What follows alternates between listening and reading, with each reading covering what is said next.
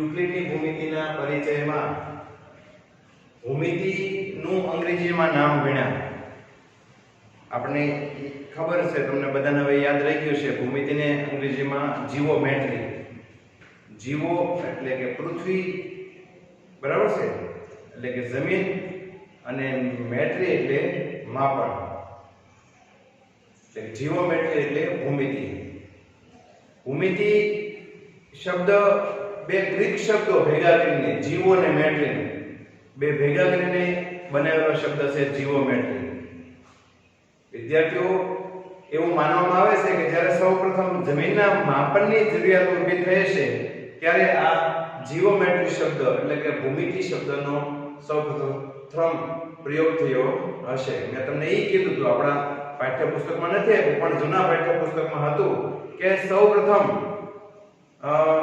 Thales નામના ગ્રીકશાસ્ત્રી થઈ ગયા, ગ્રીક દેશના તે, કે જેણે સૌપ્રથમ આ ભૂમિતિ શબ્દનો પ્રયોગ કર્યો હતો. અને પહેલાના સમયમાં આપણે જે અલગ અલગ દેશોની અંદર ભૂમિતિનો મોટા પ્રમાણમાં ઉપયોગ થયો હોય એવું આપણે જોવા મળે છે કે ત્યારે પણ અત્યારે જેવી સુવિધા હતી ત્યારે પણ એ જ રીતે સુવિધા હતી. સારા મકાનો હતા, નગર વ્યવસ્થા સારી હતી, પાકા રસ્તાઓ હતા, ગટર વ્યવસ્થા અંડરલાઈન હતી, બરાબર છે. એટલે પછી અનાજના સંગ્રહ માટે ધાન્ય ભંડારો એ રીતના વ્યવસ્થિત માપનથી બનાવેલા હતા. તો એના આધારે આપણે કહી શકીએ કે ભાઈ પહેલાના સમયમાં લોકો પણ ભૂમિતિનું જ્ઞાન હતું. અને આપણે ભણ્યા કે ભાઈ પહેલાના સમયમાં ભારત છે, ચીન છે, ગ્રીસ છે, ઇન્કાસ છે, બેબીલોનિયા છે, આવા બધા દેશોમાં, ઇજિપ્ત છે, આવા બધા દેશોમાં ભૂમિતિનો બહોળા પ્રમાણમાં ઉપયોગ થયો હતો. ભારતમાં પણ મહેન્દ્રગઢ અને હડપ્પા સંસ્કૃતિ એટલે કે સિંધુ ખીણની સંસ્કૃતિના આધારે આપણે કહી શકીએ કે ઈસવીસન પૂર્વે 3000 માં ભારતમાં પણ ભૂમિતિનો બહોળો ઉપયોગ થયો હતો.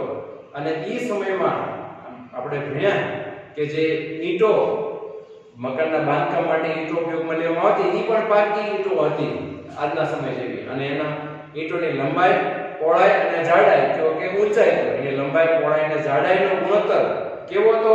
યાદ રહ્યું તમને? 4:2:1 હતો. એટલે કે લંબાઈ વધારે, પહોળાઈ એનથી અડધી અને ઊંચાઈ એનથી અડધી. તો આ વિદ્યાર્થી આપણે આગળના વિડિયો લેક્ચરમાં ભણ્યા. આજના વિડિયો લેક્ચરમાં આગળ જોઈએ. જો પ્રાચીન ભારતમાં સુલભા સૂત્ર ક્યારે રચાણો હતો? ઈસવીસન પૂર્વે 800 થી 500 ના ગાળામાં. મેં તમને કીધું અત્યારે આપણે હાલે છે ઈસવીસન હાલે છે. ઈસવીસન પહેલાનો સમય જે હતો 800 થી 500 ના ગાળામાં, બરાબર છે. એટલે કે ઈસવીસન પહેલા, ત્યારે આપણે ઈસવીસન 2020 અને એટલે 2500 થી 2800 વર્ષ વચ્ચેના આજથી 2500 તો નહીં પણ અત્યારે 2020 પહેલા, એટલે 2020 અને 2800 થી 2020 એટલે કે 2025 થી, બરાબર છે, 2028 વચ્ચેના સમય આજથી ઘણા બધા વર્ષો પહેલા આ સુલભા સૂત્રનું, આ ગ્રંથનું છે એ નિર્માણ થયું હોય એવું માનવામાં આવે છે. આ સુલભા સૂત્ર એક પ્રકારનો ગ્રંથ બનાવવામાં આવ્યો હતો અને એમાં ગણિતના જે કંઈ ભૂમિતિના જે નિયમો હતા એ બધા નિયમો ભેગા કરીને આ સુલભા સૂત્ર નામના ગ્રંથમાં છે એ લખવામાં આવ્યા હતા. અને એના આધારે કહી શકાય કે આ સુલભા સૂત્ર છે એને જે કંઈ બાંધકામ માટેનું સાહિત્ય છે એ પૂરું પાડ્યું હતું. જો લખ્યું અહીંયા પ્રાચીન ભારતમાં, એટલે કે પહેલાના સમયમાં જે ભારતમાં કે જ્યારે અત્યારની જે ભૂમિતિ છે એ ભૂમિતિ નહોતી શોધાણી ત્યારે આ સુલભા સૂત્રનું સર્જન, અને પરીક્ષામાં પૂછાય કે સુલભા સૂત્રનું સર્જન કયા સમયગાળામાં થયું હતું? તો વિદ્યાર્થી આપણે યાદ રહેવું જોઈએ કે ઈસવીસન પૂર્વે 800 થી 500 ના ગાળામાં આ સુલભા સૂત્રનું નિર્માણ થયું હતું. એટલે કે આપણે લખ્યું છે કે ભાઈ એ ભૌમિતિક રચનાઓ માટે મહત્વપૂર્ણ ગ્રંથ હતો. ભૌમિતિક રચનાઓ માટે એટલે કે જે કંઈ આપણે પહેલાના સમયમાં જે મકાનો હતા, જે કંઈ નગર વ્યવસ્થા હતી, જે કંઈ બાંધકામ થતું હતું, તો એની માટે છે આ સુલભા સૂત્રનો ઉપયોગ કરવામાં આવતો. અને આપણા ગણિતમાં નથી આપ્યું, આ શુલ્પા સૂત્રમાં એટલે બોધાયન શુલ્પા સૂત્ર.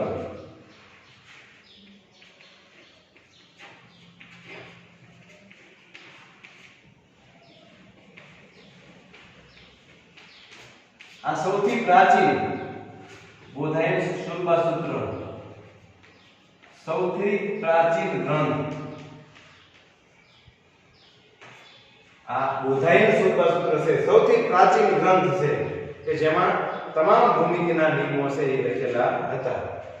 પછી તો આગળ વૈદિક કાળમાં ભૂમિતિનો ઉદ્ભવ, પૂજા માટે વિવિધ પ્રકારની વેદીઓ અને અગ્નિકુંડોના નિર્માણ કાર્યથી થયો હતો. એટલે કે વૈદિક કાળમાં એટલે કે પ્રાચીન ભારતમાં આ ભૂમિતિનો ઉદ્ભવ શા માટે, કઈ રીતે ભૂમિતિનો ઉપયોગ કરવામાં આવતો પ્રાચીન ભારતમાં? તો કે ત્યારે વિવિધ પ્રકારની વેદીઓ બનાવવામાં આવે. વેદીઓ એટલે આપણે વેદીઓ અને અગ્નિકુંડોના નિર્માણ કરે. અગ્નિકુંડ આપણે ખબર છે, અગ્નિકુંડનો આકાર મોટો ભાગે એક સરખો હોય, પણ આ વેદીઓ છે એ અલગ અલગ પ્રકારની, કંઈક અગ્નિ કુંડ જેવી જ હોય પણ એમાં અલગ અલગ પ્રકારના આકાર હોય. જે પ્રકારે વિધિ હોય એ પ્રમાણે આ વેદીઓ બનાવવામાં આવે. એટલે કે એવી વેદીઓ, એટલે એ વેદીઓ આપણે જે કંઈ હવનને કરી એની માટે જ બનાવવામાં આવે, એને જ વેદીઓ છે. અગ્નિકુંડ જેવી જ હોય પણ એમાં અલગ અલગ વિધિ માટે અલગ અલગ આકારની હોય.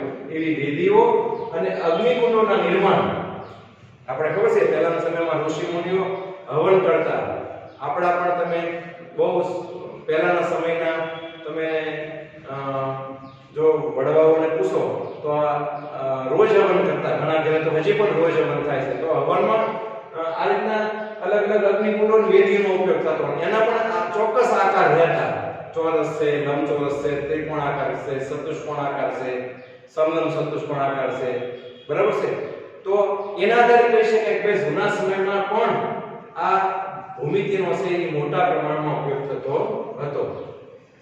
પવિત્ર અગ્નિ એટલે આપણે અગ્નિને જ્યારે હવન હોય ત્યારે અગ્નિને પહેલા બહાર પ્રગટાવવામાં આવે અને પછી અગ્નિ દિશાથી કુંડની અંદર એને અગ્નિ આપવામાં આવે. એ પવિત્ર અગ્નિ વધુ પ્રભાવશાળી બનાવવા માટે તેના સ્થાન, આકાર અને ક્ષેત્રફળની બાબતમાં સ્પષ્ટ રીતે નક્કી થયેલા આદેશોનું પાલન થતું હતું. કે ભાઈ જે હવન કરવામાં આવે એમાં આ રીતે અલગ અલગ પ્રકારની વેદીઓ હોય કે યજ્ઞ કુંડ બનાવવામાં આવે એની માટે, અને એને માટે પણ વેદી હોય કે પછી અગ્નિકુંડ હોય, એનું ક્યાં એનું સ્થાન રાખવું, એનો આકાર કેવો રાખવો, એનું ક્ષેત્રફળ પણ નક્કી હતું. ભાઈ વેદી બનાવવામાં આવે કે અગ્નિકુંડ બનાવવામાં આવે કોઈ પણ ક્ષેત્રફળના નહોતા બનાવવામાં આવતા. તમે જોજો હજીના અત્યારના સમયમાં પણ ક્યાં સ્થાને રાખવું, કઈ દિશામાં, પછી એનો આકાર કેવો રાખવો, એનું ક્ષેત્રફળ કેવું રાખવું, એની લંબાઈ, પહોળાઈ, એની ઊંડાઈ, એ બધી બાબતો છે એ આમાં ચોક્કસ એની માટેના નિયમો હતા કે અલગ અલગ વિધિ માટે અલગ અલગ પ્રકારના વેદી અથવા અગ્નિ કુંડ બનાવવામાં આવતા અને એમાં એનું સ્થાન ક્યાં રાખવું, એનો આકાર કેવો રાખવો, એનું ક્ષેત્રફળ કેવો રાખવું, એ બધી બાબતો એકદમ સ્પષ્ટ હતી અને એમાં કડક રીતે પાલન કરવામાં આવતું. વિદ્યાર્થીઓ અત્યારે એવું થાય છે કે એક પ્રકારનો આપણે હવન કર્યો હોય, બરાબર છે, ગાયત્રી હવન કર્યો હોય અને બીજો કઈ આપણે હવન કરવો હોય કોઈ તો એની જ કુંડમાં કરી નાખવામાં આવે છે. તો એટલે કે એક જ કુંડમાં ઘણા બધા પ્રકારના અલગ અલગ વિધિ કરવામાં આવે છે. પણ ત્યારે એવું નહોતું. અલગ અલગ વિધિ માટે, બરાબર છે, અલગ અલગ પ્રકારની વેદીઓ અથવા એટલે કે અગ્નિકુંડો બનાવવામાં આવતા હતા. એટલે કે એની અગ્નિને વધુ પ્રભાવશાળી બનાવવા માટે એ રીતે સ્થાન, આકાર અને ક્ષેત્રફળની બાબતમાં ખાસ ધ્યાન રાખવામાં આવતું હતું. પછી ગૃહસ્થ કર્મકાંડ માટે, બરાબર છે, ગૃહસ્થ કર્મકાંડ એટલે જે કર્મકાંડ કરતા હોય આમ ઘરે જે હવન કરતા હોય એની માટે કેવા ચોરસ અને વર્તુળાકાર વેદીનો ઉપયોગ થતો હતો. જો ખાસ ધ્યાન રાખો, પરીક્ષામાં પૂછાય છે કે ભાઈ ગૃહસ્થ કર્મકાંડ માટે કે જેવો આપણા ઘરે જે આપણે હવનને કરતા હોય ત્યારે કેવા, તો કે ચોરસ અને વર્તુળાકાર વેદીનો ઉપયોગ થતો હતો એમાં. પછી જાહેર પૂજા સ્થળો માટે, જાહેર પૂજા સ્થળો એટલે મંદિરોમાં અથવા ગામ સમસ્ત જે કંઈ કાર્યક્રમો થતા હોય એમાં લંબચોરસ અને ત્રિકોણ અને સમલંબના સંયોજનથી બનતા આકારના છે એ પ્રયોગ કરવામાં આવતા હતા. એટલે ખાસ કરીને વિદ્યાર્થીઓમાં પૂછાય તમને કે ગૃહસ્થ કર્મકાંડ માટે કેવી વિધિનો ઉપયોગ થતો હતો? તો ચોરસ અને વર્તુળાકાર વિધિનો ઉપયોગ થતો. પછી જાહેર પૂજા સભા માટે કેવી વિધિનો ઉપયોગ થતો હતો? તો કે લંબચોરસ, ત્રિકોણ અને સમલંબ જેવા આકારની વિધિનો ઉપયોગ થતો હતો. બરાબર છે? એટલે કે આ બધા વેદીઓ અને અગ્નિકુંડો પહેલાના સમયમાં જે લોકો ખૂબ આમાં માનતા અને હવન કરતા, એમાં અલગ અલગ પ્રકારની આ રીતે વેદીઓ બનાવતા અને એમાં આ રીતે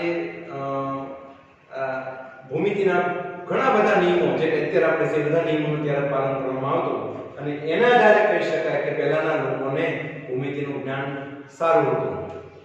પછી તો શ્રીયંત્ર અથર્વવેદમાં આપેલ છે એ અંદરોઅંદર ગૂંથાયેલા કેટલા 9 સમદ્વિભુજ ત્રિકોણનું સંયોજન છે. શ્રીયંત્ર તમે કદાચ એની શ્રીયંત્રની આકૃતિ જોઈ હશે. ઘણા બધાના ઘરે પૂજાના સ્થળે રાખવામાં આવશે શ્રીયંત્ર. આપણે વૈભવ લક્ષ્મીમાંની જે પુસ્તક આવે છે એમાં પણ આ શ્રીયંત્રની આકૃતિ દોરેલી છે. બરાબર છે? અને મેં તમને કીધું ઘણાના ઘરે જે પૂજાનું સ્થળ હોય એમાં પણ રાખવામાં આવે છે. અને શ્રીયંત્રનું વિશિષ્ટ રીતે મોટે ભાગે નવરાત્રિની અંદર એનું પૂજન કરવામાં વિશેષ રીતે આવતું હોય છે શ્રીયંત્ર. તમે કદાચ એની આકૃતિ જોઈ છે કે શ્રીયંત્રની આકૃતિ કંઈક આવી છે. જો એમાં કેટલા શ્રીયંત્ર એ અંદરોઅંદર ગૂંથાયેલા 9 સમદ્વિભુજ ત્રિકોણનું સંયોજન છે. સમદ્વિભુજ એટલે બે બાજુ સમાન હોય. તો એક આવો ત્રિકોણ, આ 2, પછી આ 3 ત્રિકોણ થયા, પછી આ 4. બરાબર છે?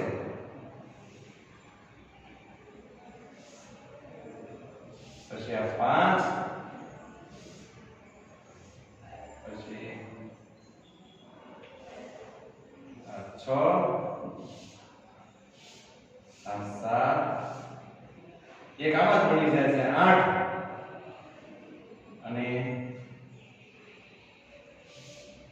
એક અહીંથી 9. આવું કંઈક શ્રીયંત્રની આકૃતિ છે. અને તમે મેં તમને કીધું ઘણાના ઘરે પૂજાના સ્થળે જે આપણે ભગવાન રાખતા હોય એમાં પણ શ્રીયંત્રની આકૃતિ આપણે રાખીએ છીએ. અને બાકી તમે વૈભવ લક્ષ્મીમાંનું જે પુસ્તક આવે છે એમાં પણ આ શ્રીયંત્રની આકૃતિ છે. મારાથી એકદમ સ્પષ્ટ નથી દોરાણી, પણ એમાં આ રીતે 9 સમદ્વિભુજ ત્રિકોણનું સંયોજન છે. જો શ્રીયંત્ર અથર્વવેદમાં આપેલ છે અને અંદરોઅંદર ગૂંથાયેલા કેટલા? તો કે 9 સમદ્વિભુજ. 9 સમદ્વિ એટલે બે બાજુ સમાન. આપણે ખબર સમદ્વિ, સમ એટલે સમાન, દ્વિ એટલે બે, ભુજ એટલે બાજુ. બે બાજુ સમાન હોય એવા કેટલા 9 સમદ્વિભુજ ત્રિકોણોનું સંયોજન છે. એટલે કે આવા 9 સમદ્વિભુજ ત્રિકોણોથી શ્રીયંત્ર બનેલું છે. આ ત્રિકોણ એક એવી ચોક્કસ રીતે ગોઠવાયેલા છે. એક એવી ચોક્કસ રીતે ગોઠવાયેલ છે તેમાંથી 43 ઉપત્રિકોણ બને. આમાં શ્રીયંત્ર છે એ ખરેખર તો 9 સમદ્વિભુજ ત્રિકોણનું સંયોજન છે. એટલે કે 9 સમદ્વિભુજ ત્રિકોણથી બનેલી આકૃતિ છે. બરાબર છે? શ્રીયંત્ર પણ તમે જુઓ તો એમાંથી 43 આપણે ઉપત્રિકોણો બને. એટલે કે 9 સમદ્વિભુજ ત્રિકોણમાંથી એક બીજા ઉપર ગોઠવેલા છે 9 સમદ્વિભુજ ત્રિકોણ. અને એમાંથી ટોટલ જો તમે ત્રિકોણ ગણવા જાઓ તો 43 ઉપત્રિકોણ બનાવે. એટલે કે ટોટલ 43 ત્રિકોણ બને. ઘણી વખત પરીક્ષામાં પૂછાય કે શ્રીયંત્ર એ અંદરોઅંદર ગૂંથાયેલા કેટલા સમદ્વિભુજ ત્રિકોણનું સંયોજન છે? તો કે 9 સમદ્વિભુજ ત્રિકોણનું સંયોજન છે. તે કેટલા ઉપત્રિકોણ બનાવે? તો કે 43 ઉપત્રિકોણ બનાવે છે. જો કે વેદીઓને બનાવવા માટે શુદ્ધ ભૌમિતિક પદ્ધતિનો ઉપયોગ થતો હતો. એટલે કે વેદીને બનાવવા માટે ચોક્કસ પ્રકારના ભૂમિતિના નિયમોનો ઉપયોગ થતો હતો. અને એમાં બહુ પહેલાના સમયમાં કડક નિયમો હતા કે આ પ્રકારની વિધિ કરવાની છે. દાખલા તરીકે વાસ્તુની વિધિ કરી આપણે કરવી હોય તો એમાં ચોક્કસ પ્રકારની જ વિધિ ઉપયોગ થતી. એમાં પછી અગ્નિકુંડ આપણા ઘરે જે રોજ આપણે હવન કરતા હોઈએ અને ઈ અગ્નિકુંડ છે ઈ વાસ્તુ માટે ન આવે. વાસ્તુ માટે આપણે જુદી જ પ્રકારની વેદી બનાવવી પડતી. પછી અન્ય કોઈ આપણે કઈ આપણે હવન કરવો હોય કોઈ પણ પ્રકારનો, બરાબર છે, તો દાખલા તરીકે યજ્ઞોપવિત માટેનો આપણે હવન કરવો હોય, બરાબર છે, વિધિ કરવી હોય, તો એને માટે પણ જુદો પ્રકારનો કુંડ બનાવવામાં આવતો. એટલે કે આ વેદીઓ બનાવવા માટે શુદ્ધ ભૌમિતિક પદ્ધતિનો ઉપયોગ થતો હતો, બરાબર છે. છતાં પણ તેની પાછળના સિદ્ધાંતોની ચર્ચા કરવામાં આવેલ નથી. એટલે કે આમાં બાકીના જે કાંઈ નિયમો છે એની ચર્ચા કરવામાં આવેલ નથી. તો વિદ્યાર્થીઓ, આજના ટોપિકમાં જે મેં તમને જણાવ્યું છે એમાંથી આપણને પૂછાય કે પ્રાચીન ભારતમાં સુરબાઈ સૂત્રનું સર્જન કયા સમયગાળામાં થયું હતું? તો હું કહેવાનું ઈસવીસન પૂર્વે 800 થી 500 ના ગાળામાં, બરાબર છે. પહેલા છે ને અત્યારે ઈસવીસન આપણે ક્રમશઃ વધે છે, 1 થી ઠેઠ અત્યારે 2019 પછી અત્યારે 2020 ચાલુ છે, હમણાં ટૂંક સમયમાં 2021 શરૂ થાય. પહેલાના સમયમાં વધુથી ઓછા તરફ આવતું. જો ઈસવીસન પૂર્વે છે ને એમાં જોયો તમે વધારેથી ઓછા તરફ આવે, ત્યારે સાજ વધારેથી ઓછા તરફ આવતી. 800 પછી 800 થી 899 799 798 500 અને ધીમે ધીમે 0 આવી અને નાથી પછી પાછું એક ઈસવીસન આપણે શરૂ થઈ 1 થી. એટલે કે સુરબા સૂત્રનું સર્જન કયા સમયગાળામાં થયું હતું? તો કે ઈસવીસન પૂર્વે 800 થી 500 ગાળામાં. આ સુરબા સૂત્ર શું છે વિદ્યાર્થી, તમને કોઈ પૂછે તો આપણે એમ કહેવાનું કે સુરબા સૂત્ર છે એ ભૂમિતિના જ્ઞાન માટેનું એક પુસ્તક છે. એમાં તમામ ભૂમિતિના નિયમો છે એ ભેગા કરીને એક પુસ્તકમાં લખવામાં આવેલા અને એને સુરબા સૂત્ર કહેવામાં આવતું. અને એમાંથી આ બોધાયન સુરબા સૂત્ર છે એ સૌથી પ્રાચીન ગ્રંથ છે ભૂમિતિ માટે. આપણા અત્યારના ગણિતમાં ઉલ્લેખ નથી એનો, જૂના ગણિતમાં ઉલ્લેખ હતો કે ભાઈ સુરબા સૂત્ર છે એ ભૂમિતિના બાંધકામ માટે અથવા ભૂમિતિ માટેનું તમામ સાહિત્ય સુરબા સૂત્રમાં લખેલું છે. પણ એમાંય તે બોધાયન સુરબા સૂત્ર છે, આ નવો ગ્રંથ છે સુરબા સૂત્ર, પણ બોધાયન સુરબા સૂત્ર છે તો બહુ જૂનો ગ્રંથ છે, બરાબર છે. અને આગળ કે ભાઈ ગૃહસ્થ કર્મકાંડ માટે કેવી વેદીઓ બનાવવામાં આવતી હતી? તો કે ચોરસ અને વર્તુળાકાર. પછી જાહેર પૂજા સ્થળો માટે કેવી વેદી બનાવવામાં આવતી હતી? તો કે લંબચોરસ, ત્રિકોણ અને સમલંબ આકારની વેદીઓ બનાવવામાં આવતી. પછી શ્રીયંત્ર એ અંદરોઅંદર ગુંથાયેલા કેટલા સમદ્વિભુજ ત્રિકોણનું સંયોજન છે? તો કે 9 સમદ્વિભુજ ત્રિકોણનું સંયોજન છે. તે કેટલા ઉપત્રિકોણ બનાવે? તો કે 43 ઉપત્રિકોણ બનાવે. વિદ્યાર્થીઓ, આજના વિડિયો લેક્ચરમાં આપણે જે ભણ્યા એમાંથી ઘણા બધા પ્રશ્નો પરીક્ષામાં પૂછી શકાય એવા છે. એટલે તમે આને બરોબર એકવાર બે વાર તૈયાર કરજો. આ બધી માહિતી પાઠ્યપુસ્તકમાંથી મેં લખી તમને સમજાવી છે, એટલે પાઠ્યપુસ્તકમાં પણ તમે આનો અભ્યાસ કરજો. આગળ વિદ્યાર્થી આપણે આગળ ભણ્યા કે વિવિધ પ્રકારની વેદીઓ અને અગ્નિકુંડો બનાવવા માટે, બરાબર છે, ભારતમાં બહોળા પ્રમાણમાં ભૂમિતિના જ્ઞાનનો ઉપયોગ થતો હતો. કારણ કે એના વેદીઓ માટેનો આકાર, એનું સ્થાન, એનું ક્ષેત્રફળ, એ તમામ બાબતો પર ખાસ ભાર મૂકવામાં આવતો. અને એના દ્વારા આપણે કહી શકીએ કે એ સમયના લોકો પણ ભૂમિતિનું જ્ઞાન સારું હતું, બરાબર છે. પછી આપણે એમાં જોયું કે ભાઈ ગૃહસ્થ કર્મકાંડ માટે, એટલે કે જે ઘરે જે વિધિઓ થતી, બરાબર છે, એમાં ચોરસ અને વર્તુળાકાર વેદીનો ઉપયોગ કરવામાં આવતો. અને જાહેર પૂજા સ્થળો માટે ત્રિકોણાકાર છે, પછી સમલંબ આકાર છે, બરાબર છે, અને લંબચોરસ આકારની વેદીઓનો ઉપયોગ થતો હતો, બરાબર છે. પછી આપણે ભણ્યા કે શ્રીયંત્ર છે એ અંદરોઅંદર ગુંથાયેલા 9 સમદ્વિભુજ ત્રિકોણનું સંયોજન છે. અને એ શ્રીયંત્રમાં તમે જોવો ને તો તમને 9 સમદ્વિભુજ ત્રિકોણ દેખાય, એટલે કે સમાન બે બાજુ સમાન હોય એવા 9 ત્રિકોણ દેખાય છે. અને એની અંદર પેટા ત્રિકોણ જો આપણે ગણશું તો કેટલા પેટા ત્રિકોણ બનાવશે શ્રીયંત્ર? તો કે 43 ઉપત્રિકોણ બનાવે, બરાબર છે. એ એટલું આપણે આગળના વિડિયો લેક્ચરમાં ભણ્યા. અને એમાં એ પણ ભણ્યા કે ભાઈ બોધાયન સુરબા સૂત્ર છે સૌથી પ્રાચીન ભૂમિતિ માટેનો ગ્રંથ છે. એટલે કે એમાં બધા બોધાયન સુરબા સૂત્ર સૌથી પ્રાચીન ગ્રંથ છે. એમાં બધા ભૂમિતિના નિયમો આવી જાય. એ જૂના સમયમાં જે બાંધકામ થતા એની માટે બોધાયન સુરબા સૂત્રનો ઉપયોગ કરવામાં આવતો. અને પછી જે કઈ ભૂમિતિના બધા નિયમો શોધાણા, અલગ અલગ દેશોમાંથી નિયમો જે મળ્યા, એને નવું એક પુસ્તક બનાવવામાં આવ્યું. અને એને નામ આપવામાં આવ્યું બોધાયન નહીં સુરબા સૂત્ર. અને એનું સર્જન આપણે જોયું કે ઈસવીસન પૂર્વે 800 થી 500 ના ગાળામાં થયું. એ આપણે આગળ ભણ્યા. અને એના આધારે કીધું આ ઉદાહરણો દર્શાવે છે કે એટલે આપણે જે આગળ હમણાં તમને મેં ભણાવ્યું એ શું દર્શાવે છે કે ભૂમિતિનો વિકાસ અને તેનો ઉપયોગ વિશ્વના દરેક સ્થાન પર થતો હતો. એટલે કે ભૂમિતિનો વિકાસ અને ઉપયોગ વિશ્વના દરેક સ્થાન પર થતો હતો. મેં તમને 6-7 દેશોના નામ પણ આપ્યા. તમામ દેશોમાં તેનો વિકાસ થતો હતો અને એનો ઉપયોગ થતો હતો. પરંતુ તે બહુ અવ્યવસ્થિત રીતે થઈ રહ્યું હતું. કેમ આમ આવ્યું? પરંતુ તે બહુ અવ્યવસ્થિત રીતે થઈ રહ્યું હતું.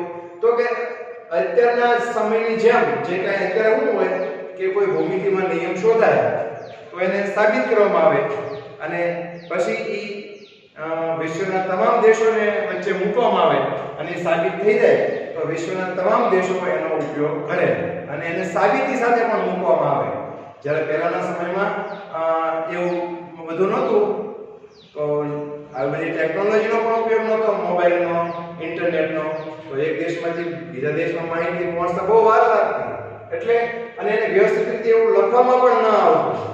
એટલે કીધું પરંતુ તે બહુ અવ્યવસ્થિત રીતે થઈ રહ્યું હતું. એટલે વ્યવસ્થિત રીતે કોઈ નિયમો શોધાણા પછી જાહેર થતા ન હતા. જે નિયમો શોધે એ પોતાની રીતે વ્યવહારમાં ઉપયોગમાં લેતા હતા. પ્રાચીન વિશ્વમાં ભૂમિતિ આ વિકાસની આ ગતિવિધિઓની એક રોચક વાત એ છે કે તેનું જ્ઞાન પેઢીઓ સુધી રહેતું. પણ કઈ રીતે? તો મૌખિક રીતે અથવા તાડના વૃક્ષ ઉપર. આપણે ખબર છે ને તાડના વૃક્ષના પાન મોટા હોય એટલે તાડના વૃક્ષના પાન ઉપર પણ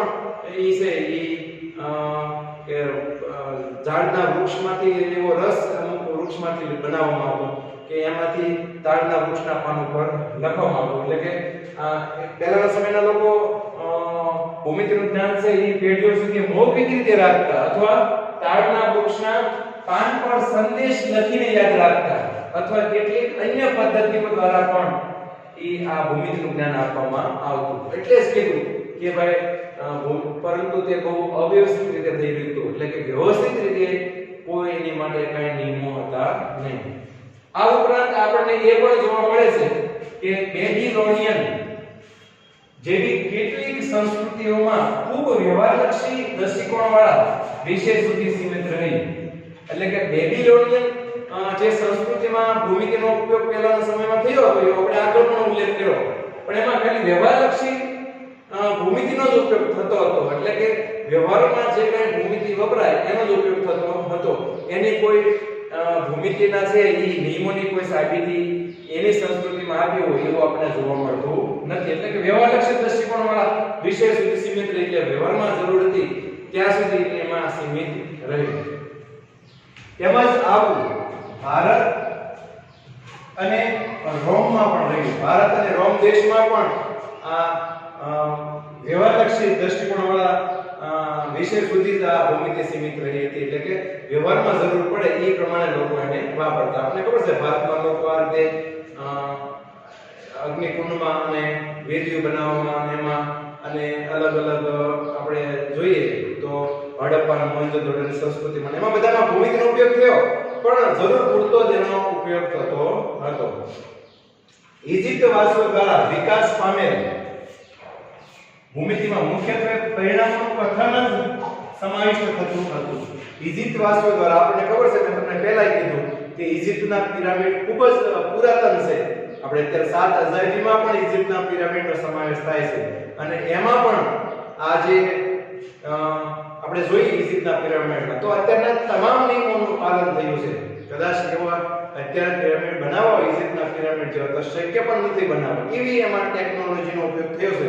એટલે કે એ સમયના લોકો જાણતા પણ ઇજિપ્તના જે કંઈ લોકોએ જે નિયમો આપ્યા હતા ભૂમિતિમાં એમાં પરિણામોનું કથન જ સમાવેશ થતું હતું. દાખલા તરીકે એ સમયમાં આપણે જે પાયથાગોરસ થઈ ગયા એ આપણે ગ્રીક દેશમાં થઈ ગયા. પણ પાયથાગોરસ પ્રમેય આપ્યો કે કાટકોણ ત્રિકોણમાં કર્ણનો વર્ગ બાકીની બે બાજુના વર્ગોના સરવાળા જેટલો હોય છે અથવા એક બીજો આપણે નિયમ લઈએ, ત્રિકોણના ત્રણેય ખૂણાના ઓનો સરવાળો 180 અંશ થાય છે કે ચતુષ્કોણના ચારેય ખૂણાઓનો સરવાળો 360 અંશ થાય છે.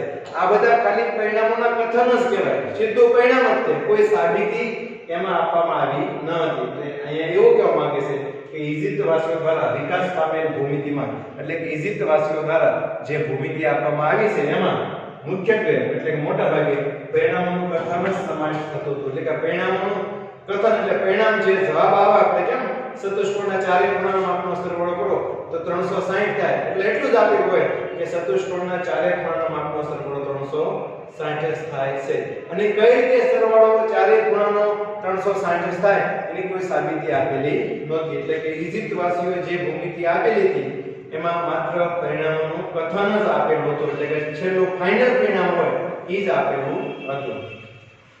તેમાં વિધિઓના એટલે કે પ્રક્રિયાઓનો કોઈ વ્યાપક નિયમ આપવામાં આવ્યા નથી.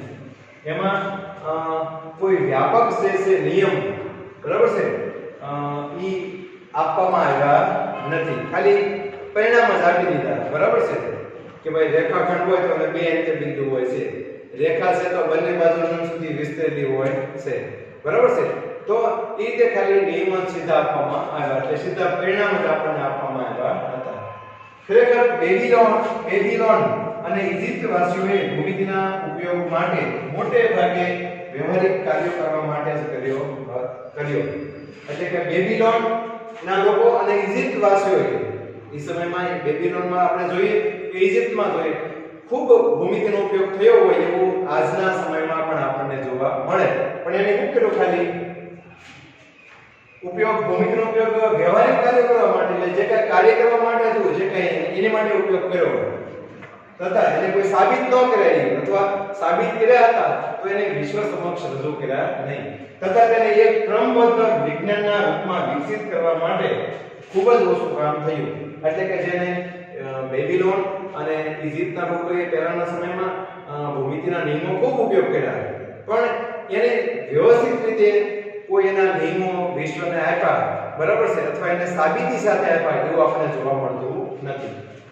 પરંતુ ગ્રીક જેવી સંસ્કૃતિઓમાં કે તર્ક પર ભાર આપવામાં આવતો હતો. એટલે કે ગ્રીક જેવી સંસ્કૃતિઓમાં, એટલે કે ગ્રીસ દેશમાં, ગ્રીક સંસ્કૃતિ આપણે ખબર છે કયા દેશમાં આવી? ગ્રીસ દેશમાં. આપણને ખબર છે, મેં તમને પહેલા કીધું હતું કે ભાઈ જ્યાં યુક્લિડ થઈ ગયા, આ યુક્લિડ એ ગ્રીસ દેશના વતની હતા. એને જીઓમેટ્રી શબ્દ થેલ્સે આપ્યો, એ પણ ગ્રીસ દેશના થઈ ગયા. એટલે ગ્રીક દેશની સંસ્કૃતિમાં એ તર્ક ઉપર ભાર મૂકવામાં આવ્યો હતો. એટલે ગ્રીકના લોકોએ આ જે બધા ભૂમિતિના નિયમો હતા એની સૌપ્રથમ સાબિતી આપી.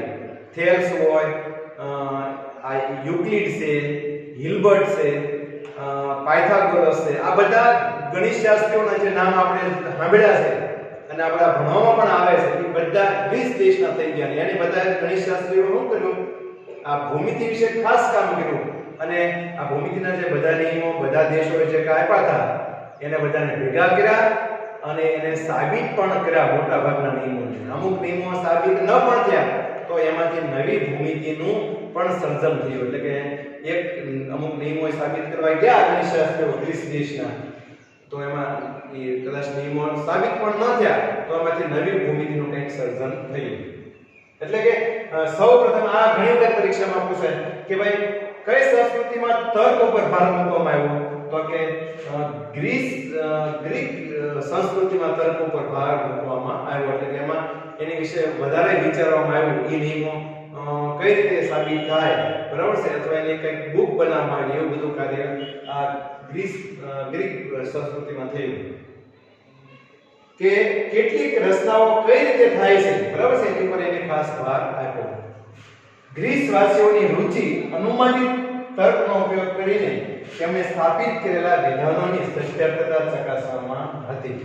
એટલે મેં તમને કીધું ગ્રીક દેશના લોકોએ જે કાંઈ નિયમો હતા અને એને સાબિત પણ, એને મોટા ભાગના વિધાનો છે એને સાબિત પણ એને કર્યા. અને ગ્રીસ દેશના ગણિતશાસ્ત્રીઓ, મેં તમને નામ લીધું એ યુક્લિડ છે, હિલબર્ટ છે, થેલ્સ છે, પાયથાગોરસ, આ બધા ગ્રીસ દેશના ગણિતશાસ્ત્રી થઈ ગયા. અને બીજા પણ ઘણા બધા ગણિતશાસ્ત્રીઓ થઈ ગયા કે જેણે આ બધા ભૂમિતિના નિયમો હતા એને સાબિત કરવા પણ પ્રયત્ન કર્યો અને સાબિતે કર્યા અને બીજા પણ ઘણા બધા નિયમો છે વિશ્વને એને આપ્યા. બરાબર, એટલે કે સાબિતી સાથેના જો કોઈ નિયમો પહેલા આપ્યા હોય, બરાબર, એટલે કે તર્ક આધારિત ભૂમિતિ જો કોઈ વિકસાવ્યું હોય તો આ ગ્રીસ દેશના ગણિતશાસ્ત્રીઓએ એટલે કે ગ્રીસવાસીઓએ ગ્રીકવાસીઓએ આ ભૂમિતિ વિકસાવી. તો વિદ્યાર્થીઓ, આજના વિડિયો લેક્ચરમાં આપણે એટલે સુધી રાખી. તમે આ જ વસ્તુ બધી પાઠ્યપુસ્તકમાં પણ આપેલી છે, એમાંથી તમે અભ્યાસ કરજો. અને આજે મેં ભણાવું છું આમાંથી ઘણા બધા પ્રશ્નો નાના નાના કેવા પૂછાય એ તમારી પાસે ધોરણ 9 ની સ્વાધ્યાય પોથી અથવા તમારી પાસે પ્રેક્ટિસ વર્ક હોય તો આમાંથી ઘણા બધા પ્રશ્નો પૂછાય છે, એનો પણ તમે ખ્યાલ આવશે. એટલે તમે સાથે સાથે પ્રેક્ટિસ વર્ક અને સ્વાધ્યાય પોથી પણ સોલ્વ કરતા જશો.